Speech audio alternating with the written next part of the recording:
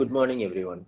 Recognizing is the need is the primary condition for design, said by Charles Ames. Good morning to one and all present here. I am Hiram from Tripoli. It was indeed a great pleasure to present the welcome address of the today's session. I am very much happy and grateful that so many distinguished scholars, faculty members, and students have came here to have active and interactive learning on design thinking to nurture creativity and innovation. The fragrance of flower spread only in the direction of wind, but the godness of a presence spread in all directions. We are honored with the presence of our honorable Chief Guest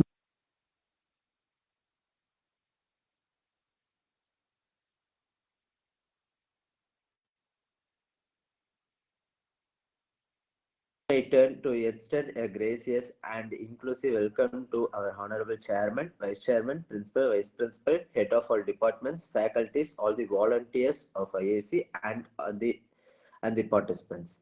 Once again, we welcome you all to this wonderful webinar. Now, I would like to welcome Mr. Madheshwaran sir to present the objective of this webinar. Good morning to 100% here. On behalf of JIT IAC, I welcome you all for this webinar. The Government of India aspires to achieve 5 trillion economy within the year of 2024. They believe that their quality and quantitative growth of educational system towards innovation and entrepreneurship makes these things possible. Our JIT IAC working with this objective to create a strong, vibrant, and innovative ecosystem within the institution. As a part of this, we arranged this webinar in the topic of design thinking to nurture creativity and innovation. So I request all the students and IAC members to use these opportunities to interact with the resource person and convert your ideas into prototype and proof of concept and try to start an startup. Thank you all. Now I request Brinda from ECE department to reveal the speaker profile to the audience. Hello everyone, I am very delighted to introduce Vishal Nair, our guest speaker. He is co-founder and director of LightNSalt Pvt. He loves to facilitate, educate, and empower others to choose entrepreneurship as a career option as well as realize their entrepreneurial dream. He has done his B.Tech in the stream of electronics and media technology and M.Tech in the stream of embedded systems, both in Karunya Deemed University. On behalf of Entrepreneurship Development and Innovation Institute, Tamil Nadu, he has organized and facilitated faculty development programs, both online and offline, for more than 3,000 faculty members from Polytechnic, Engineering, Arts and Science institutions in Tamil Nadu. He scripted and storyboarded the content for Entrepreneurship Development course through LMS platform of 361 Degree Minds Private Limited. He created and presented content for online facilitation of entrepreneur awareness program, faculty development program, design thinking course, business model and business plan courses. He also organized e-leader workshops and take up programs both online and offline for students of all streams. Initially, he set up formal entrepreneurship cell within the campus, then facilitated formal tie-up with Vardhani Foundation, National Entrepreneurship Network within the university. He also mentored a lot of students and alumni startup incubated at the university incubation cell. He has given a lot of entrepreneurship trainings. I honorably welcome Vishal Nair sir to start the session. Thank you.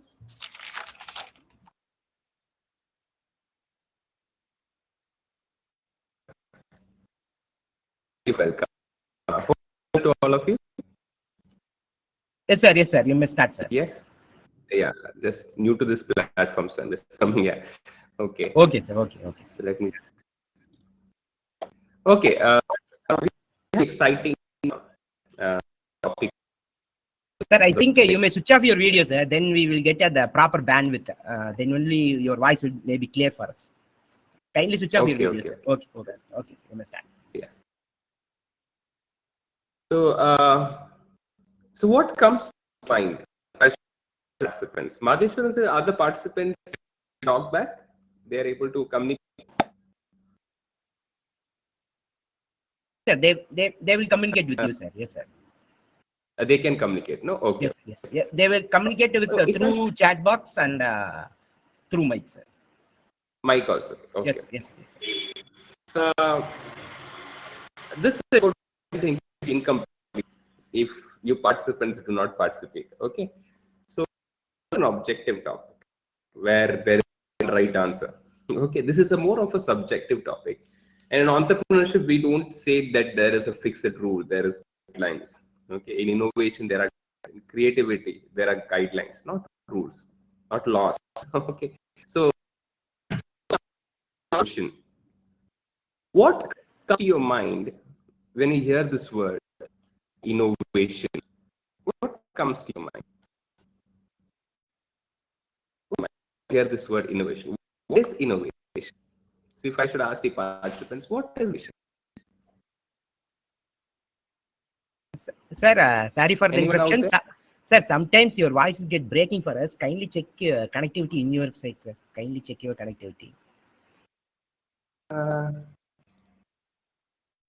Actually, my connectivity is good, sir. Good. Actually, it's a Okay, broadband okay, sir. connectivity. Okay, sir. Okay, sir.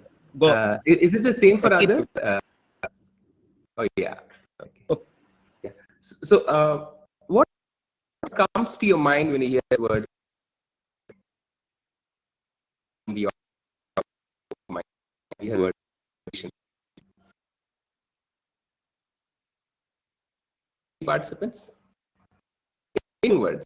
Okay, there's no right or wrong answer here. In your own words. New ideas. Okay. So, some ideas. Okay. Something new. Okay. What about creating new things? Okay. Thank you, Sneha. New things. Okay. What about what kind of innovation?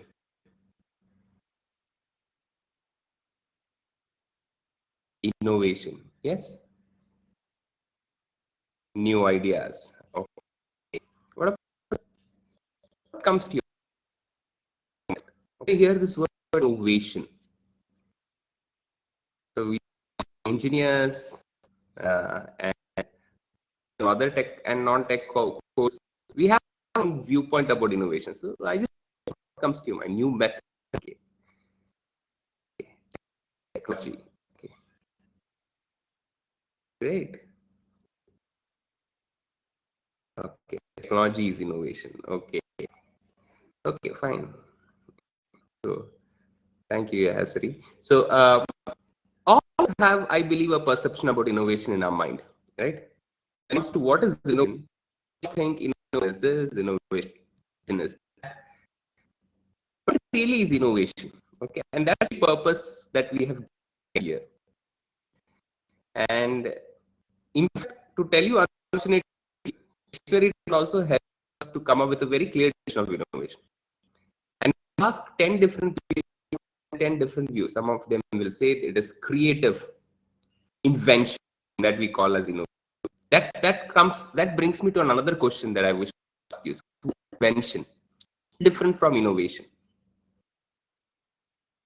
Invention, is it different from innovation? If innovation is all about new ideas or new methods,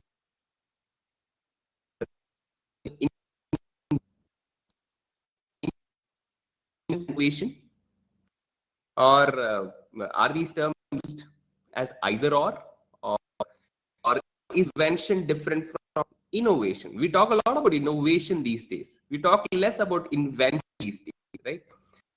Okay, rewind 100 years back, the was about invention. Okay, but today in 2020, world is talking about innovation. Invention has become kind of a word of class. Most of you are talking innovative, right? What's the difference between invention and innovation? Anyone out there? Okay.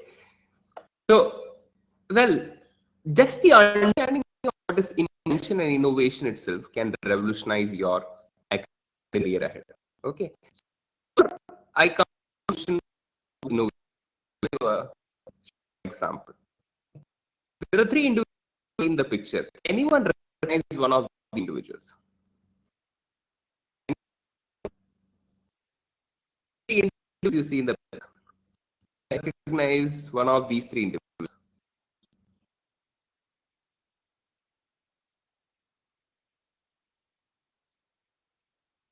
You can put in the chat box.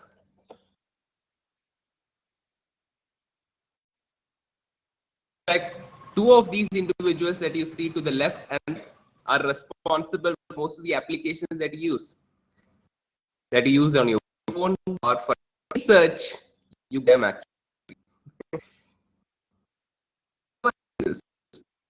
individuals.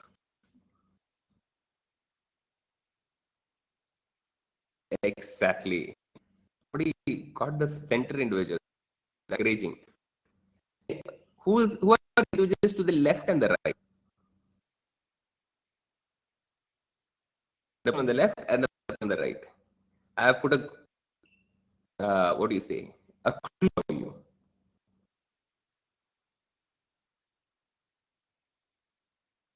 Page. So as Ashwin rightly pointed out, it's page, and to the right, yes, is Sabrin. Okay, as you pointed out, they are Sabrin. Okay, as I'm really encouraged, as Riya has pointed out, to the center one. So some of you would have heard this instance from me in the past also. Mr. Motwani, the center, the guide, okay, the PhD guide to Larry Page and Sergey Brin when they were studying, doing PhD at University, UK, in US. So they, when they were actually, right, okay, Larry Page and Sergey Brin, when they were doing their research program, Mr. Rajiv Motwani was their guide. Mr. Rajiv Motwani was a guide.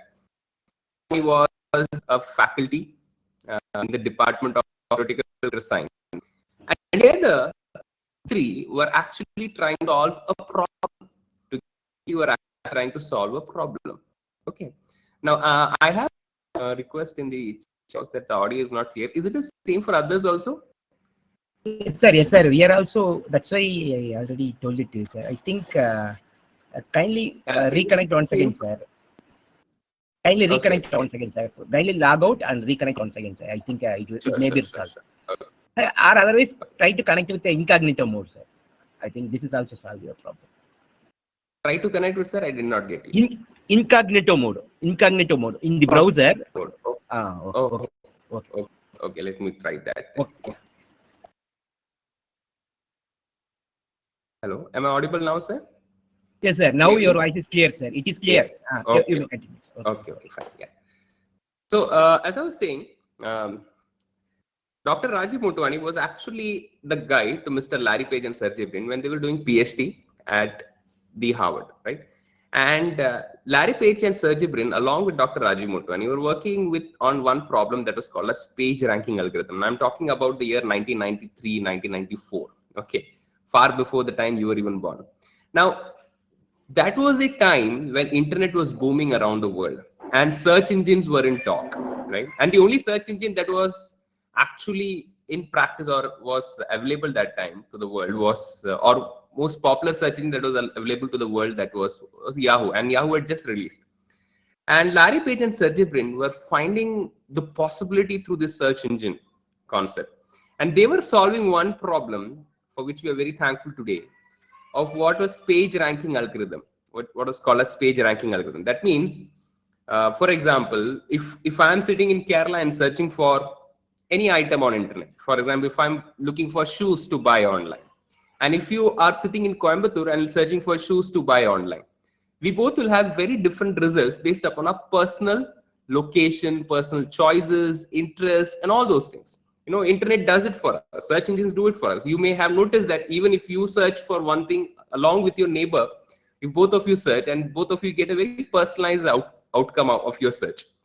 So the search engines have advanced to a great level of personalization today. So Dr. Rajiv Motwani was actually thinking about an algorithm that would make this possible. And within these two students who were working, Larry Page and Sergey Brin. Well, to cut this long story short, they came up with an amazing algorithm in the year 1994, 1995, and they presented it in a paper, and that paper got published. It was called as page ranking algorithm. It became a very popular paper in those days. But after the publication of that paper, these three individuals took a very different route. Dr. Rajiv Motwani, he doesn't get involved a lot with that publication or the research later on. he kind of disappears from the scene. Whereas Larry Page and Sergey Brin were kind of so motivated with that one research that was done that they said, this can revolutionize the world. This can actually change the world around us. Something that is as big as this research outcome can transform the world. That is how the foundation of Google was laid in the mind of Larry Page and Sergey Brin. They're thinking about a search engine which is more personalized, which is more intuitive than the available search engines of those days. And that's how Google came into existence. Rajiv Motwani took that raw material of research, converted into a publication, and was happy with that. Maybe he got some career advancement score as we faculties get, right? Maybe he got some promotions. But Larry Page and Sergey Brin were not happy with that. They were looking for another tangible outcome. And that's how Google was formed, right? And today, let me ask you, how many of you remember Rajiv Motwani? And how many of us remember Larry Page and Sergey Brin? Or how many of us remember Google? How many of you would have ever read or viewed that paper on page ranking algorithm? And how many of us have seen Google? I'm very sure that more than 99.99% of you wouldn't even have recognized Rajiv Motwani. But you would have been quick to recognize Google or Larry Page and Sergey Brin, right? The impact that Google has made on the world is tremendous. Right? I think there are hardly any people in this world, right, who wouldn't be using Google on daily basis, or one of the applications that Google have released on daily basis. That's how much Google has seeped into our lives. One of the greatest tech startups in the world.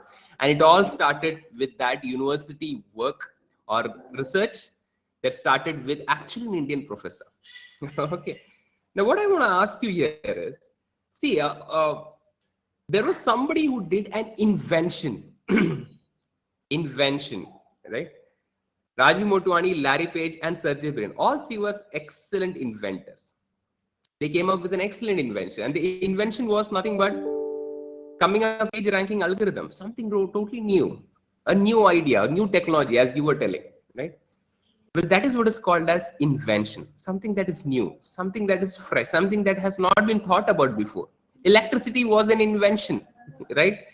A bulb was an invention, okay? But let me tell you, inventions do not sell.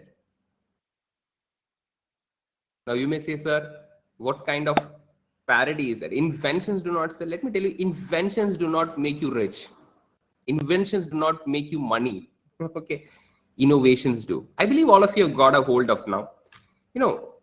In the words of Bill Ollett, the managing director of Martin Trust Center for MIT Entrepreneurship, he clearly defines innovation as invention plus commercialization.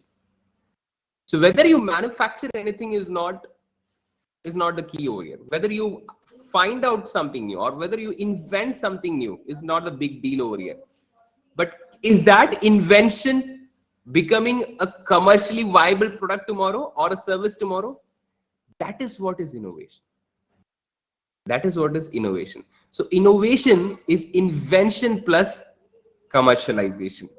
Okay. So if you come up with an algorithm, if you come up with a research, or if you come up with a patent also, right? In this next 3 to 4 years of your journey in this college, Jansons Institute of Technology, you will definitely become innovators, right? But call yourself an innovator if your product goes out of the boundary of your college into the market there and makes a revenue or income out for you. Do not call yourself an innovator till then. You are just an inventor. If you publish a paper and that published paper just dies in one of those journal magazines there, you're a good inventor. But don't call yourself an innovator until your invention meets the market demand and makes a value for you out of that, right? So what I'm trying to do here is trying to change your mindset about innovation. Innovation is not just finding something new, not just making something creative, not just making something amazing. No, if your invention do not sell in the market, you have lost it all. So have a fresh perspective about innovation today. Innovation is not about making that, that spaceship. Okay, innovation is not about making that totally crazy idea or out of the box idea, as you may call, or innovation is not about looking for that totally out of the world concept. No, innovation is about making something as simple or as complicated, whatever you make it, but making sure that it is commercializable, it is market viable. that the market accepts it and values it and pays your money for it or pays your value for it. That is what is called as innovation. Okay, that is what is called as innovation. So innovation is invention plus commercialization. So dear students, let me tell you, you all will go ahead and make products. Do not judge the success of your product based upon the technological merits alone. Do not judge the worth of your product based upon an expo that you would win. Okay, right? But judge the success about your product when your product sells in the market. That is innovation. That is entrepreneurship, right? So let me take you forward. What is one common thing among these three products? Can anyone point out? What is one common thing among these three products? Yes, so Kama is saying glass, okay. Glass, okay. Or what is one common feature of these three products? Something that these three had. Okay, so let's discuss about that in short. But let me just lead you to this product. What is this product over here? All of you may recognize it, that this is a product called as a dough maker actually initially. Okay, this was released as a dough maker back in 90s. Now it is a multiple use thing. You can make dough and you can make so many other things. But Philips came up with this dough maker back in 1990s when Philips was in a pursuit of making a product that was very Indianized. Okay, or that was a product that India wanted. Okay, or people in India wanted, right?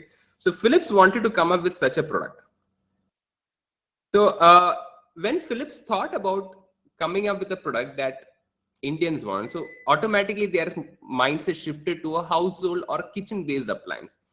And of course, their mind went to a product such as a dough maker, because chapati is something that is eaten in every home, especially in North India, and is something that would require a daily intervention, right? So they came up with this product, which they were so confident about hitting the market and becoming the next big success.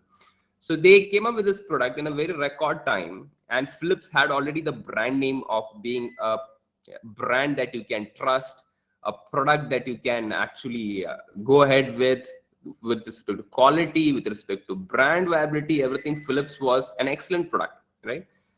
But something that did not work for Philips here is Philips was not able to sell this product. Okay, though this product was amazing, so this product made the making of chapati a very easy job for women in India. But still, the women in India were not able to, adopt this product. Can someone tell me a reason why? What do you think? Why weren't people willing to use a product like this?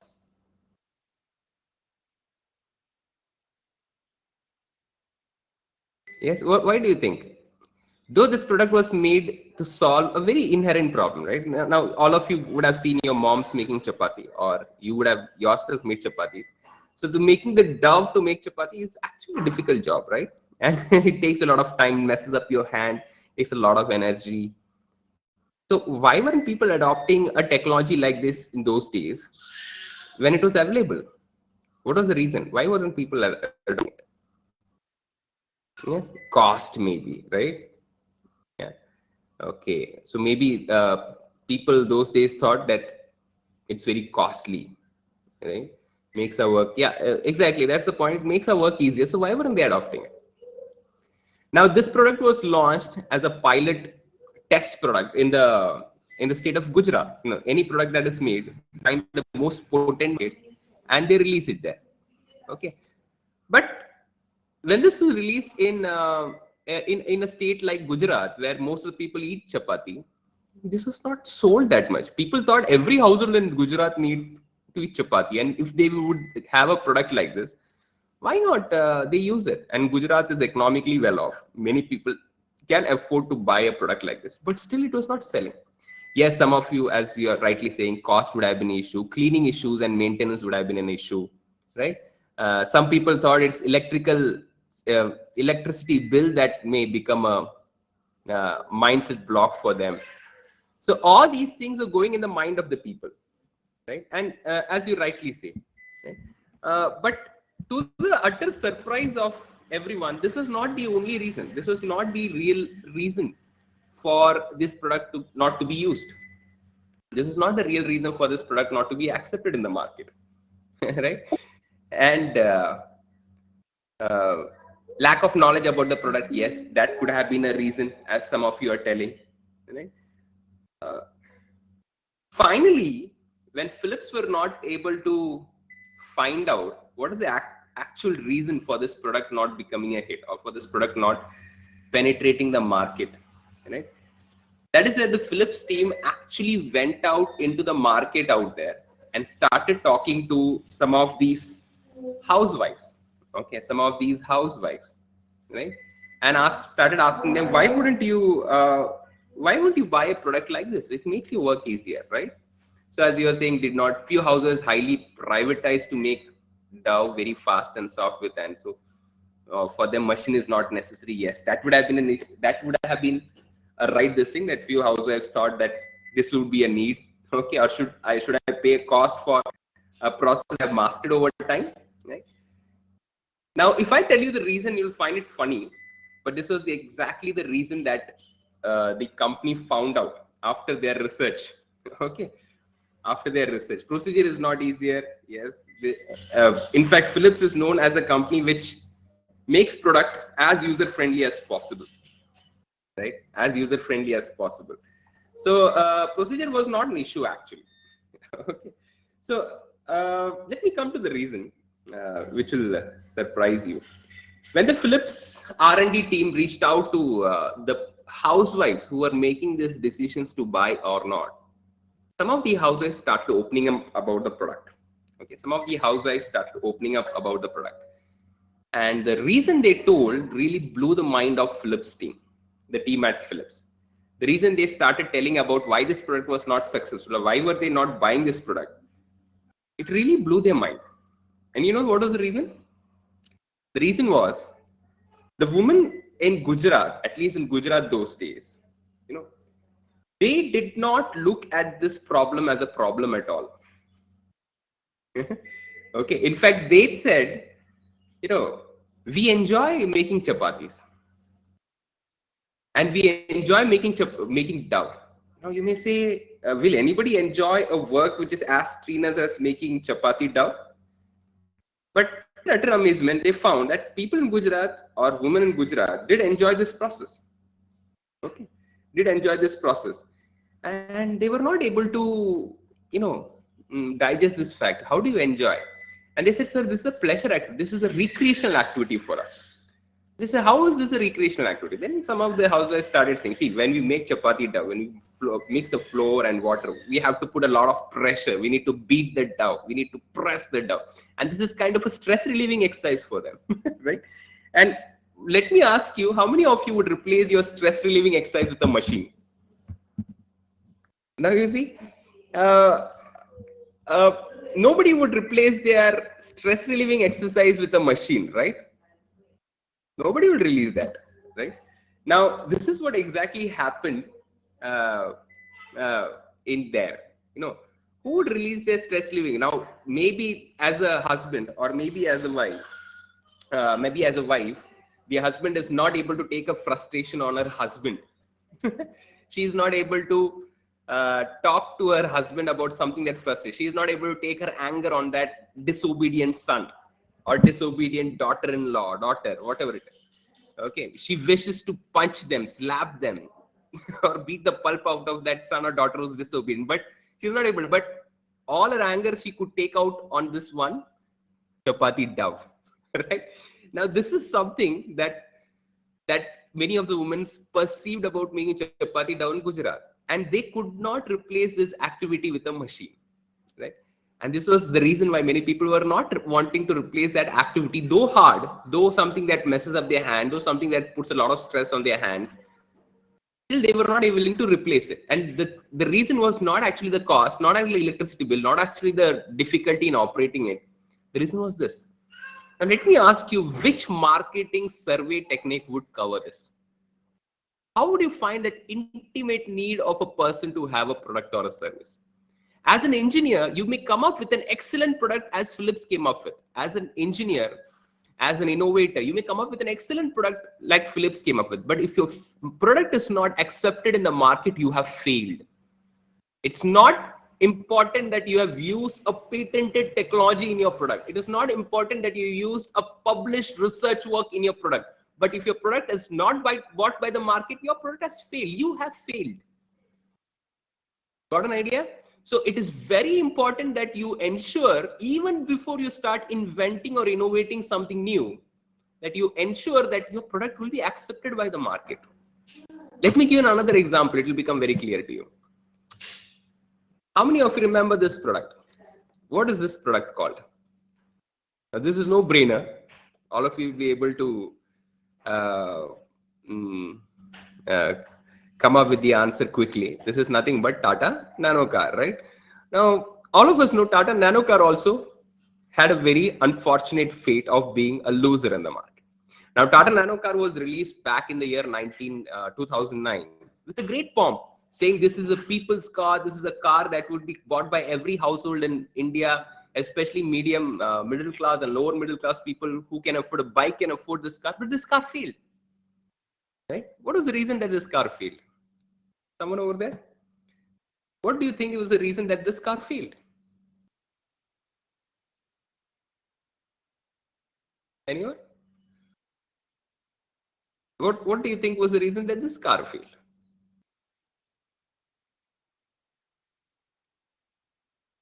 Less price. Okay, so less price should make it successful, no? In a price sensitive market like India. So less space. Okay, I'm sorry. I read it wrong. Poor in comfortness. Okay. So as some of you are saying, maybe it was poor in comfort. Some of you may say it was not as safe as that a car. Some of you were calling it with names like Mutta car, or the design you were making fun of, or you're calling it as a soap dabba car and all those things, right? Yeah, not good in design, as Kishore is pointing out. Now, this may have been the reason, but the actual reason was something else. Now, the intent to make a car such as Tata Nano was excellent. Mr. Ratan Tata, when he was traveling back home one day, he actually stopped at a signal when it was raining very heavily. He actually stopped at a signal in his luxurious car. And when he stopped there at the signal, there was a family of a husband and wife who actually stopped right beside him, who actually stopped right beside his car. And this husband and wife had the two little children along with them. And it was raining heavily. When Ratan Tata saw that family, he found pity. How come this family of four on a single waterlogged road when it is raining so heavily? Why can't they stop somewhere and until the rain stops, or why can't they buy a car? So the driver in the car, who could empathize with a lower middle class family as that was traveling in they cannot afford a car, sir, and who will wait for such long in rain? But Ratan Tata argued with him, what if they fall on the road? Those two children will get hurt, right? And he was a very compassionate individual. He is a very compassionate individual, Ratan Tata, as you know. He came back to his office. He asked the driver ahead that if this family gets a car that is the cost of their bike, will they buy it? And the driver said, yes, why not? In fact, he asked a question like, what is the cost of this bike? He said around 85,000. And the driver said around 85,000. And he said, what if I give them a car worth rupees 1 lakh? Will they buy it? And the driver said, yes, definitely, sir. The car that will protect them from rain, from sun, and 4 people can go with comfort. So they were targeting a family who could shift from bike to car. So the main design was not into, making it very comfortable or making it look very grand. It was to meet a purpose, a utility for a small scale family. Yeah. So that was the intention with which Tata came. And Tata was true to their intention. They came up with the starting variant of Tata Nano car at just rupees 1 lakh rupees, right? But still people did not buy. Why? Great intent, great design. Most of the design work was done in Germany. Most of the components in Tata Nano car was done in Germany. And Tata, as rightly pointed out by Mr. Ashwin, that wanted to prove to the world that, yes, anyone can buy a car. Great intent. But why did it fail? When the market pundits did a detailed research on why did this product fail, great product by great company like Tata, they understood something very sneaky, or they understood something very, very different about Indian market. In Indian market, or we Indians do not buy a car. Yes, exactly as Kishore says. It's not considered as a utility product, right? You don't buy a car to go to office, to be true. Now, many of us may be having a car, or many of you students, your parents may be having a car. But I believe 90% of the parents do not take that car daily to office.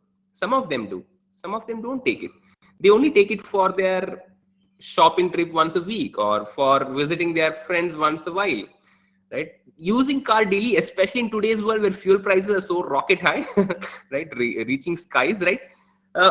You don't use car on daily basis. Car is not a utility in India. Car is a luxury product, or car is looked as a status symbol. When Tata Nano car was released, this was a very conscious of Indians it attacked, because the brand name of title of Tata Nano car was poor man's car. Now imagine in a country where car is supposed to be a luxury or a status symbol, will you like people calling you as a poor man when you drive a car?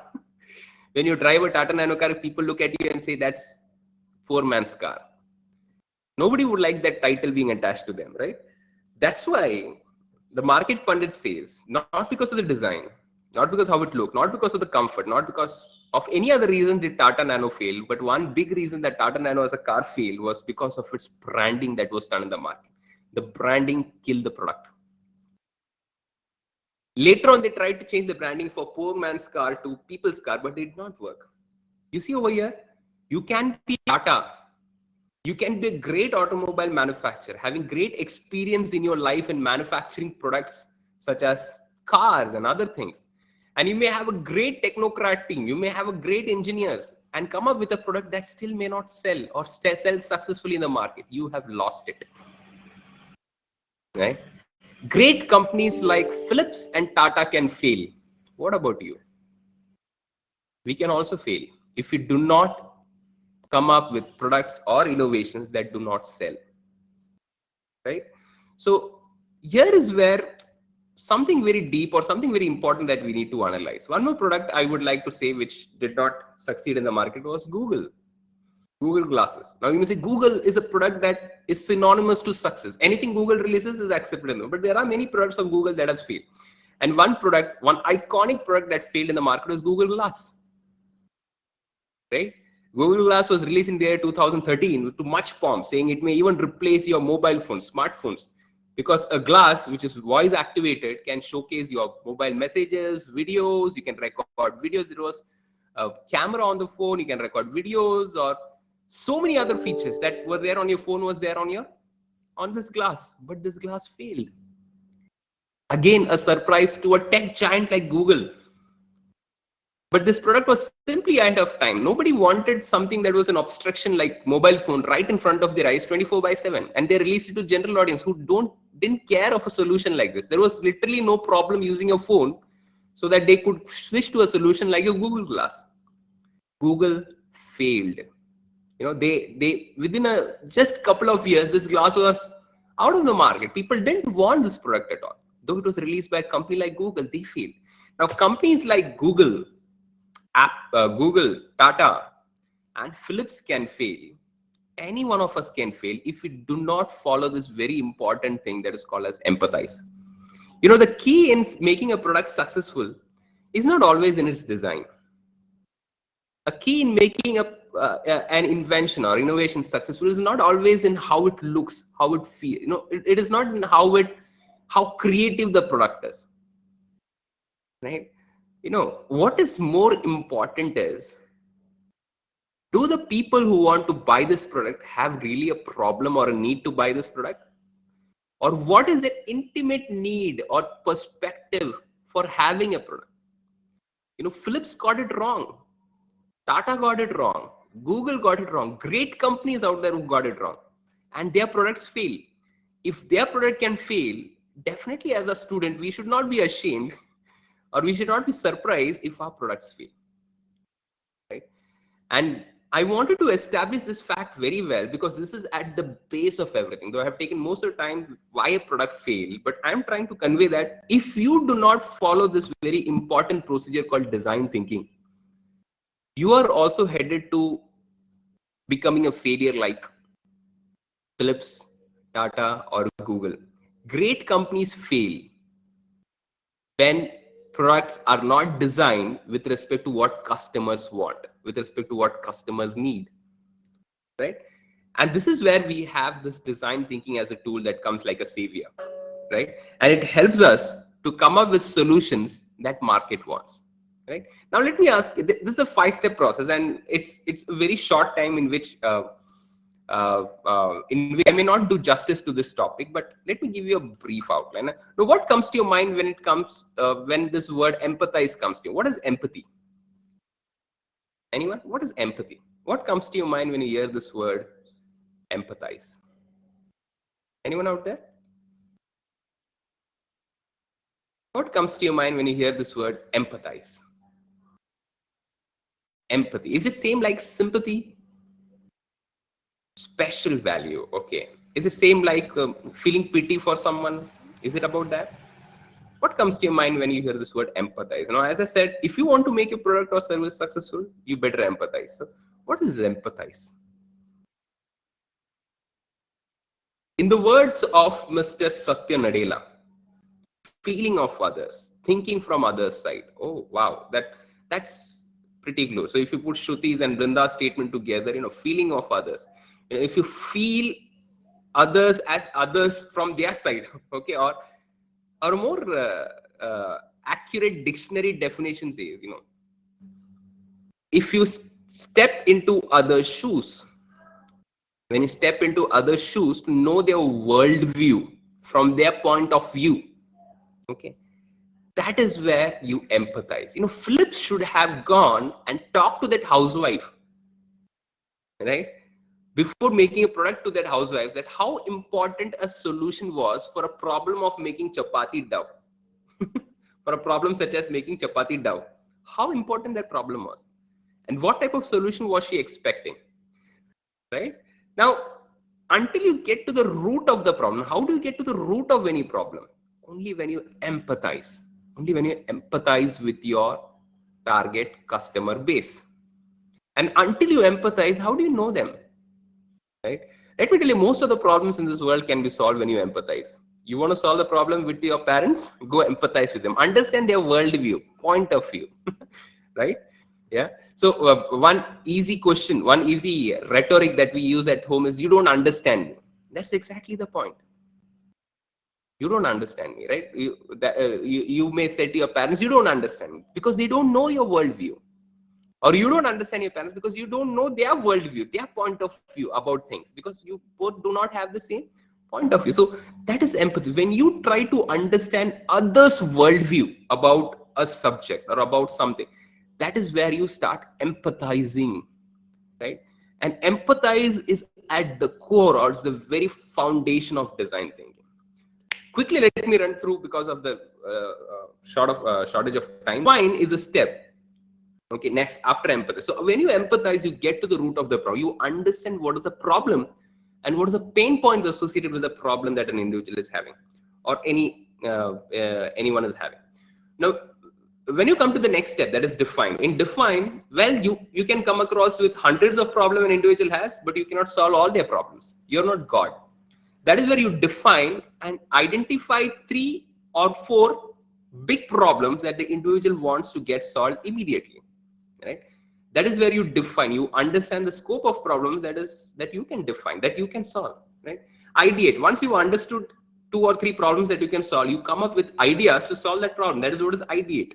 In the process of ideating, you can come up with prototyping, or you can come up with brainstorming or mind mapping techniques to ideate among your friends and come up with viable solutions. Prototype is a step where you start looking for a model, or you look for creating a solution demo, right, for the people to use your product and give you an outcome of, give you a feedback about it. That is what is prototype. And test, of course, when you create that product, you need to check with the users for their experience. So Before Philips could have taken that product to the market and released it in a big way, they should have gone to some housewives by making 5 to 10 products and asked them their feedback of how do you use this, what about this product, and how good is this product for you?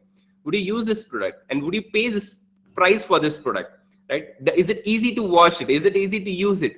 Are you very conscious about electricity bill? That they should have done this test, but they didn't do it.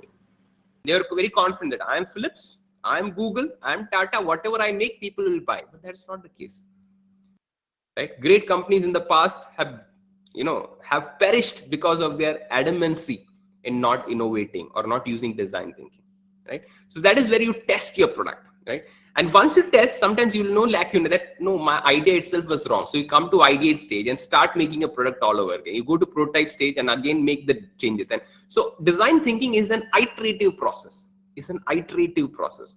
So at the stage of test, you may feel you need some changes in your prototype, but at the stage of test, you may feel my problem itself was defined wrongly. So you may come back to define stage, again go to ideate, prototype, and test stage. So design thinking is an iterative process, a process that helps you to innovate in a lean way or in a small scale way so that you are grounded for success in a long term, right? So if you use these steps, and design thinking is not something that entrepreneurs alone have to use or engineers alone, anyone can use, right? So when you see a problem next time, don't go into, ideas immediately. Understand the problem. A problem well understood is half solved. Somebody said a problem well understood is half solved, and that's so true. Don't be idea focused, be problem focused. Don't be possessed about idea. There are so many ideation contests, idea concepts. Where would you find so many ideas in the world if you do not look at problems? Let me tell you, problems are idea beds. You want to look for ideas, go and check out a problem, right? But knowing the problem from the surface is nothing. You need to go deep, identify the root cause of the problem. For that, you need this quality called empathize. You need to talk to people. You need to understand people, understand their perspective, know them. And once you do that, you get to the root of the problem. Okay. That is empathize. Yeah. So empathize, define, ideate, prototype, test are the steps of design thinking. Quickly, I'll give you some examples of design thinking so that you can relate to it. Now, Mr. Arunachal Muruganandam is a local figure, and most of you would be knowing him as the pad man. Right? In Coimbatore, he's a local figure, and you may be knowing him. Now, he found a problem. The problem was with his wife. His wife was not able to afford sanitary napkins. Right? Because he was a mechanical help. Right? He was a mechanical help, and with a very meager income. And his wife was using very unhygienic way of using, rag cloths for dealing with her period days. Now, Mr. Arunachal Muruganandam, when he noticed that, he broke down. Right? He empathized with the pain his wife was having. And when he approached her and he asked her, why don't you use sanitary napkins? She said, we just cannot afford it. Because if we start using sanitary napkins, we would compromise our family milk budget. That is very understood that there's something wrong with the sanitary napkins that is available in the market. And he found that it was exorbitantly costly for a lower middle class or poor woman in India to afford and use it. And there was only 7% penetration in the market for sanitary napkins. That is where he did some research. And he came up with a sanitary napkin that could be made at low cost, but still making it required this huge machine that you see to the left-hand side, which costed around 5 crore rupees, 3.5 to 5 crore rupees, right? Which he could not afford, so that he could do it in bulk. But he did not give up. A 10th fail, a mechanic help, he came up with a machine, as you can see to the right, which cost only 5,000 rupees, but we can make sanitary napkins that is of international quality, right? So this 5 crore rupees machine could be converted to this 5,000 rupees machine. Of course, this 5 crore rupees machine can chunk out around around 1 lakh sanitary napkins in a day. But this 5,000 rupees can come up with at least 10,000 sanitary napkins per day, right? With little or minimal manual intervention. Nevertheless, it solves the problem. It comes up with a sanitary napkin which you can sell for even 1 rupee and make a profit, right? That is the problem that is. Today, his product is exported to 17 different countries. It won as the best innovation in the year 2009 in IIT's contest for innovation contest. Among 930 entries, today Mr. Arunachal Muruganandam is recognized as 45th most influential person in the world. all this could do happen because he used design thinking, even without knowing it. Right? Because he empathized with his wife, a problem that his wife had. Yeah.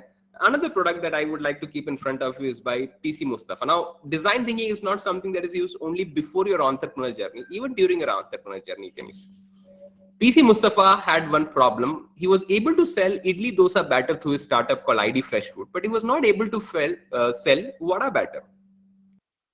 And when he started inquiring with his customers that they preferred their idli dosa batter, but why were they not selling this vada batter? He understood the reason was many housewives said, or many urban housewives who used to buy this ready to cook, not ready to cook, this idli dosa batter. They said, we would like to buy vada batter, but the problem is our vadas won't be judged of good quality. He said, why not? Because we sell vada batter, which is really of good quality. But he said, no, it's not about the quality of taste. It's the quality in the look and the feel. So, you know, in our Indian market, we South Indians especially, we judge the quality of vada by the appearance, right? It should look round and it should have hole in center, perfect spherical and hole in the center, and should be crispy. Now, all these features were important. That's where he came up with a solution called vada batter. Now, this vada batter package, if you would just squeeze it, it would literally come out as a vada, you know, as a perfect spherical vada. You can go and check out a video. I wish to play it, but it's not possible using this. So when he started packaging vada batter in the squeeze and fry package, suddenly his vada batter started selling, right? And another example is Mr. Pratik Sharma. He in Delhi, he had a problem in his very household. His mother had a problem. In fact, his mother was asthmatic, and you know how bad the pollution in Delhi is, right? And the mass culture in India came, of course, with the pandemic. But in Delhi, it existed even 5 years before pandemic because of the extreme pollution levels, especially between the months of November to February, right? Delhi sees a pollution level that is 5 times high above the toxicity level mentioned by WHO. So you can understand how bad the pollution in Delhi. And if you are asthmatic, it's doom for you. And his mom was an asthma patient, and Mr. Pratik Sharma, and he found that she was not very convenient about wearing a mask, because wearing a mask and going in public, she didn't feel, she was feeling ashamed, or she was not feeling comfortable. But nevertheless, she had to wear it because she was asthmatic, and you know, breathing such toxic air was not good for her health. That's where he came up with this solution called Naso Filters. You know, he produced this in his very lab during his graduation days. Naso Filter is actually a filter. As you can see, that girl wearing it under a nasal orifice, which is not even visible much. So you wear it under a nasal orifice, and it actually eliminates all the bacteria that you breathe in. Up to PM 2.5 materials cannot penetrate your nose. At the same time, you can breathe easily using it. Nobody would notice that you're wearing a filter also, right? So he came up with this Naso Filter, a product which became which won the National Award for Startup in the year 2017. One of the most innovative products. You know, wearing a mask was a solution, but it was not a convenient solution. It was not a solution that people like. That's where he came up with a solution such as Naso Filter, which stuck to the nasal orifice and solved the problem, right? And another product that I would like to tell you is about Jane Chen. So to the left, you find Jane Chen, a student from America. She was a design student in a university, Stanford. And she was visiting India to identify some problems that she can solve. And one problem that she identified in India, which really broke her heart, was that 3 million babies in rural parts of India die every year because of premature birth. 3 million babies. Some estimates say it's more than that, around 4 million babies. But as per government records, 3 million babies were dying in India because of premature birth. And it was not only a problem in India, it was a problem all over there. Around 20 million babies die every year in the world because of premature birth. And you know, because of premature birth, babies usually have one problem, that is regulating their own body temperature. And that's why they're kept in an incubator. Now, incubators are these huge machines, electrically operated machines that are available only in multi-speciality hospitals in India. And we from city would find it very identically, you know, very common in our big hospitals, but finding one in rural part of India is a rare commodity. In community health hospitals or taluka hospitals in rural part of India, it was not there at all. But nevertheless, these were the very places where most of the women gave birth to preterm babies, or they gave premature birth to babies, right? Premature babies were born. And these babies who were so tiny could not even control their body temperature. They died of hypothermia within the first 28 days. Now, when she digged into the problem, she started empathizing with these women who had lost their babies in India. She identified that this was the greatest injustice that could happen in a country like India. If babies are dying just because they cannot access a technology that is so costly and is only available in cities and is not available in rural parts of India. One reason it was not available in rural parts of India was the cost factor. Second reason was it has to be operated on electricity, which is not available 24/7 in India, in the rural part of the country. Well, she went back, to cut the story short, she went back, she brainstormed and ideated with her team of designers and engineers, some of them even Indians. And she came up with this product called as Embrace Baby Warmer that you can see to the right side, right? It is a portable, easy to use baby warmer product, which comes with a heating base. It's actually a paraffin wax based heating base that they use. When heated, the warmth stays for around 8 hours. And this is like a baby carrier, as small as that. And it costs less than 1% of a traditional incubator. A traditional incubator which costs around 4 to 5 lakh rupees, this costs just even 1% of that. Hardly 1,000 or 2,000 rupees it costs, right? But it does the same job. So it's an inexpensive solution, especially for countries like India, where in remote areas where babies cannot afford a baby warmer in the form of an incubator. And this solution is saving millions of lives today. Her product is recognized as the most innovative product by the World Health Organization in the last year survey, right? So Chen could solve a problem, right? She identified a problem. She empathized with wives, mothers in India, rural parts of India especially, who lost their babies due to preterm, and she came up with the solution, an inexpensive solution, right? So I want to tell you about these examples, whether it's Chen or Arunachal Muruganandan or PC Mustafa, because I want you to understand that design thinking can not only solve problems, but can come up with solutions that people really want.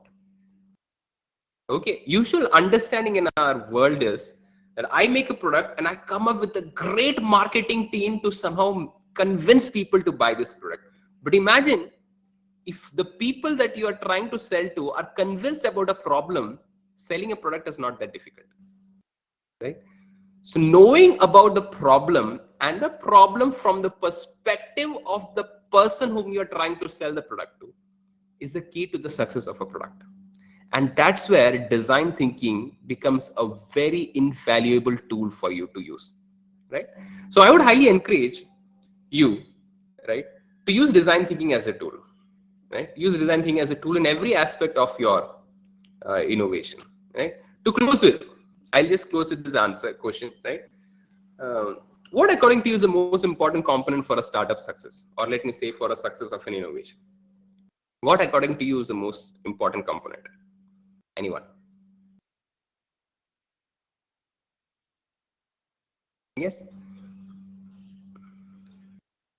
Since we have discussed about what is innovation, then we discussed about why products fail. Now we discuss about design thinking and examples about design thinking. Demand, requirement, idea. Okay. So what according to you is the most important component? So I've given you 5 choices. Which one do you think is the most important? So idea. Okay. So most of you are saying. So when it comes to a success of a startup or innovation or product out there, these 5 components are actually looked for. And the first 2 components, as most of you are saying, is idea and business model, is what is considered to be the most important component, right? But let me tell you, this was a research done by Bill Gross. Bill Gross is the founder of Idea Labs, who have more than 100 startups under his business. He did a study of 200 different businesses. And he found out that the most important factor in this in the success of a startup or an entrepreneur or innovation is actually timing. And then comes team, then comes idea, then comes business model. In fact, some of the innovations out there was just experimental ideas out there, but the timing of their release was just excellent, right? So what I want to conclude with is, yes, you may come up with an amazing product, okay, but every product or innovation has a timing of its release. Fortunately or unfortunately, most of you are stepping into a post-pandemic or post-COVID era, as we say. The world is not the same. Healthcare systems are never going to be the same. Your education systems are never going to be the same. Businesses are never going to be the same. The world has stepped into a new era, a new phase of operation. And if you don't understand the timing of this world and the way it is going to transform in the coming days, you may come up with innovations that people do not want. One thing I would like to leave with you is, yes, use design thinking as a tool, but also understand what kind of timings are you going to step into? What is going to be the world out there in next 3 years that you're going to step into? You need to imagine and understand it. You need to do a lot of reading. You need to do a lot of research and understanding. Otherwise, you may come up with innovations that will be outdated within a year. The world is moving fast. The world is changing very rapidly. And for you to understand the timing is the most critical factor, I believe, in the success of your business. Right? So have an understanding of the timing that you're stepping into. Use design thinking as a tool. Above all, start looking for problems as opportunities to exploit around you. These are key ingredients for success for your startup or for your innovation journey or for your entrepreneurial journey, right? So all the best. I'll be happy if there is any questions that you have to take up any questions, or yeah, we can close. Madheshwaran sir, I hand over the session to you. Yes, sir. Thank you. Yeah. Now the session is open for the queries. The participants may unmute your mic and you may interact with the resource person, or you may put your question in the chat box. Any queries?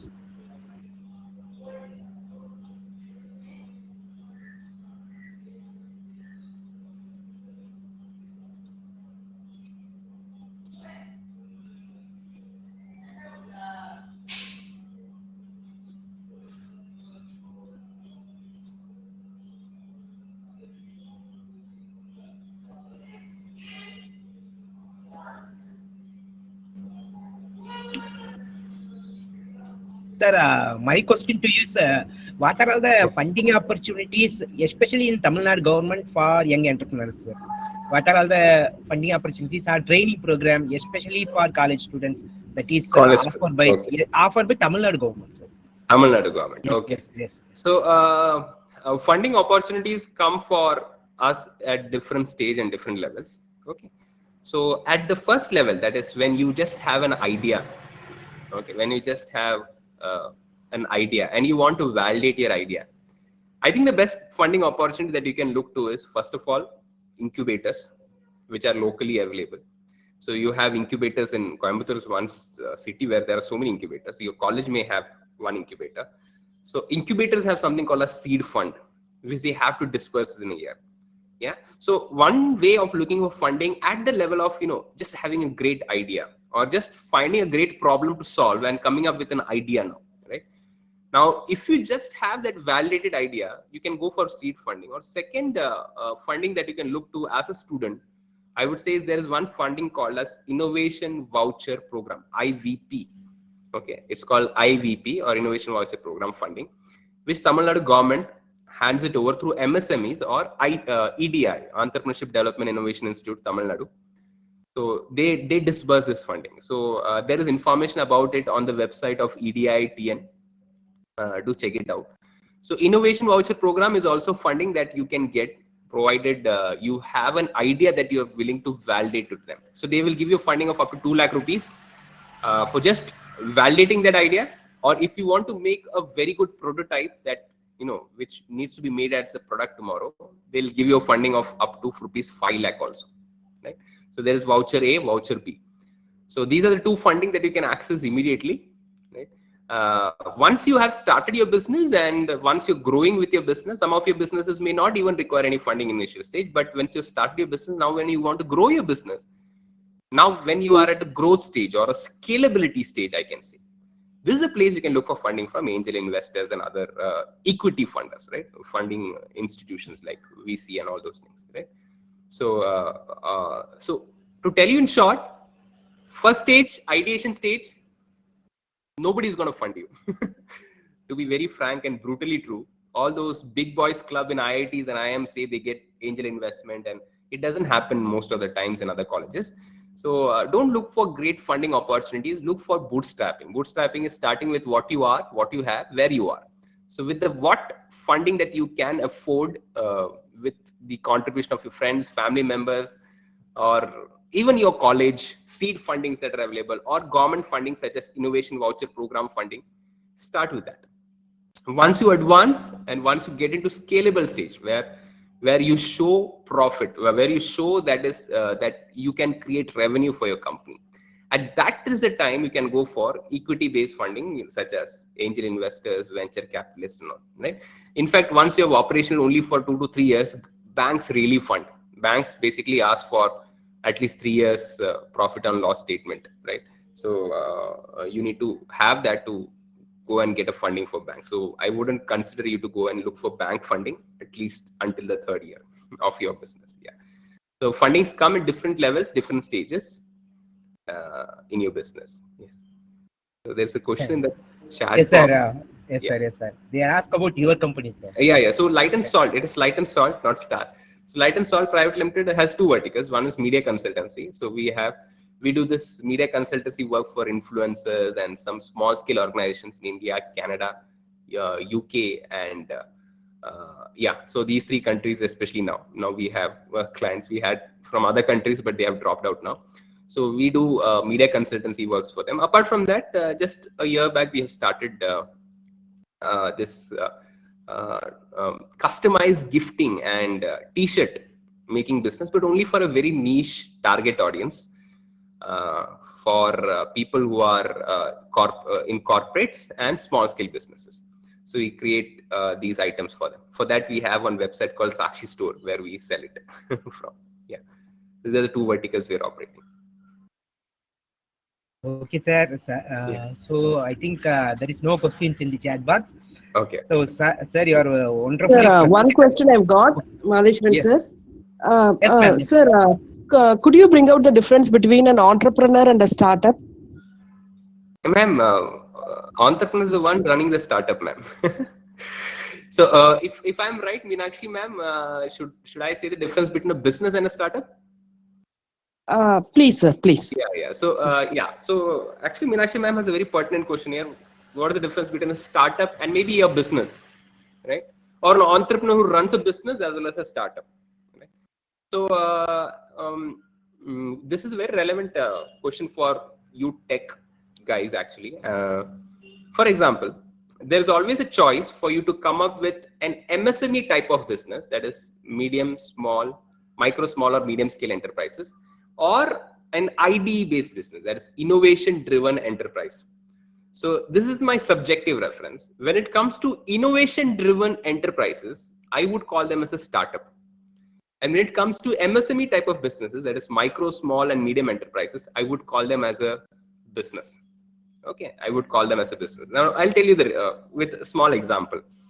Now, let's say there can be a problem that 2 people may solve, or 2 organizations or companies will solve, but they will solve in totally different way.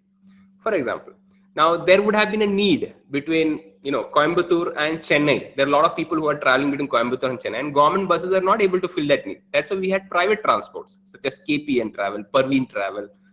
They started mimicking the government. Government has buses, we will also have private buses, and we will also start giving up buses. So KPN, SRM, all this ABT Travel and all, they came up with their own buses, and they just adopted the model that the government was following, right? But in a very different way. That's all. So there were these travel agencies. They thought, I'll come up with a travel agency office. I'll come up with my bus. I'll come up with drivers, cleaners.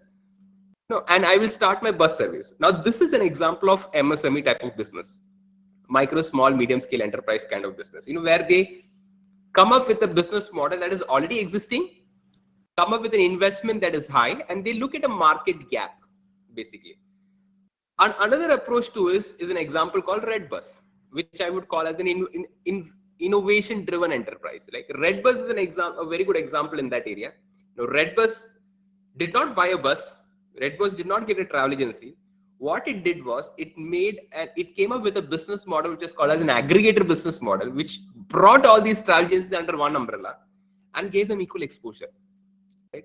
So Red Bus also solves the same problem. So today, when you book a bus ticket between Coimbatore to Chennai, you can either go to SRM Transport office directly in your Coimbatore bus depot, or you can go to Red Bus portal and book a bus ticket. And I would know that most of you would prefer the second because it is more convenient, because it solves your problem of going to a place and not having many options and all those things. So to tell in brief, a business is formed by a need that is seen in the market, whereas a startup is formed by solving a problem that was available. A business is formed by investing a lot of money with high investment most of the time.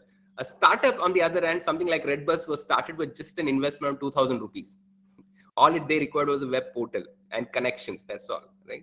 A business is something that does not attract investors. You won't find investments done by investors such as angel investors, venture capitalists in business like Parveen Travels and Cape Interest. But you find business like Red Bus, which is highly invested in by angel investors and all. So when it comes to investability, scalability, and motivation to start, an MSME stands different than a startup, right? Or a business stands different than a startup. So it's as an entrepreneur, you can start a business or a startup. As an engineer, I would personally encourage you to go and start a startup. Okay, then this is my personal perspective. I hope I've answered your question, ma'am. Yes, sir. Yes, sir. Thank you. Thank you so much. Thank you. Yes, sir. Participants, any other queries from your side?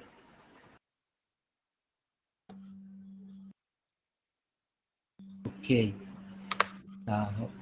Vishal Nair, sir, you nicely explained about the difference between invention and innovation, and you explained the case study for design thinking concept using lot of practical examples like Dowmaker, then Tata Nano Car, Google Glass, then Naso Filter, then Vada Better, and Baby Warmer. So all these things are useful for our faculties and also for the students to converting their ideas into real useful product in the for the society. Yeah, thank you, sir. Happy And to also, yes, sir. And also, the faculty members also they think that their work is up to publishing a paper. But your example nicely quoted that that page ranking algorithm, how it is used in Google. What is the position of the inventor, Rajesh Muthwani sir, and the others? So, what is the exact difference? We also know all these things from you. So, thank you, sir. I personally thank Vishal Nair sir for his presence in this webinar. So now I call upon Hemadurga from EC department to conclude the session with vote of thanks. Hemadurga, over to you. Yes, sir. Yes. The roots of all goodness lie in the soil of appreciation. A fabulous morning to one and all present here. I am Amsadurga from EC department, also a student member of JIT's IIC Student Innovator Cell.